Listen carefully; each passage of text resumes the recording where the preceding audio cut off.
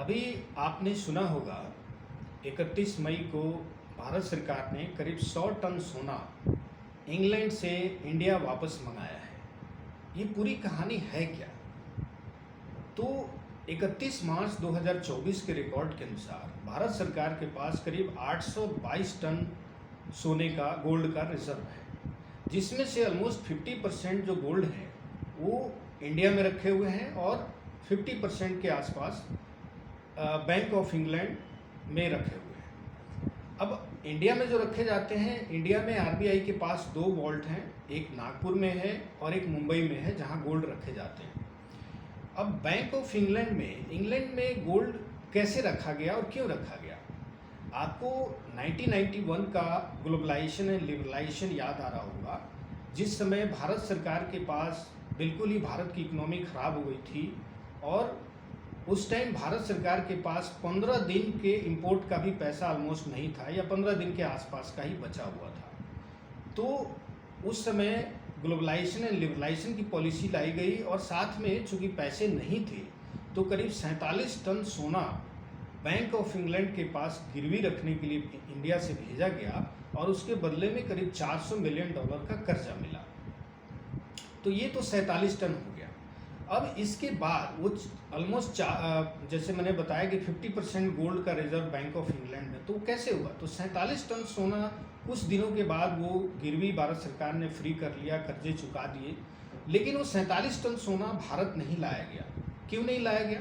क्योंकि logistics reason होते हैं। जैसे मान लीजिए एक गोल्ड एक ऐसी चीज़ है जो बहुत ही बहुमूल्य चीज़ होती है, तो लॉजिस्टिक्स रीजन क्या होते हैं कि भाई आप अगर गोल्ड ला रहे हैं, हो सकता है रास्ते में चोरी डकैती हाईजैक कुछ ऐसा हो जाए या लॉजिस्टिक के खर्चे भी बहुत ज़्यादा होते हैं। तो एक तो 47 टन ये डिसाइड किया गया कि वहीं बैंक ऑफ इंग्लैंड में ही रखा जाएगा। उसके बाद भी भारत सरकार ने कई मौक़ों पे इंटरनेशनल मार्केट से गोल्ड परचेज किया और वो गोल्ड परचेज करते करते वो गोल्ड वहीं बैंक ऑफ इंग्लैंड में ही रखा जाने लगा because of the logistic reasons. जैसा कि मैंने बताया लॉजिस्टिक रीजन्स क्या होते हैं, एक तो आने जाने का खर्चा होता है, फिर रास्ते के जो रिस्क हैं जैसे कि चोरी डकैती हाईजैक इस तरीके की जो रिस्क होते हैं उससे बचने के लिए ये डिसाइड किया गया कि वहीं रखा जाए। अब सवाल ये उठता है कि भारत सरकार ने अभी क्यों 100 टन सोना वापस मंगाया? वो इसलिए मंगाया कि एक तो क्या है कि देखिए पूरे वर्ल्ड में जियो पॉलिटिकल टेंशन चल रहा है। जियो पॉलिटिकल टेंशन का मतलब होता है कि जगह जगह पे आपने सुना होगा ये देश उससे लड़ रहा है, फलाना देश उससे लड़ रहा है।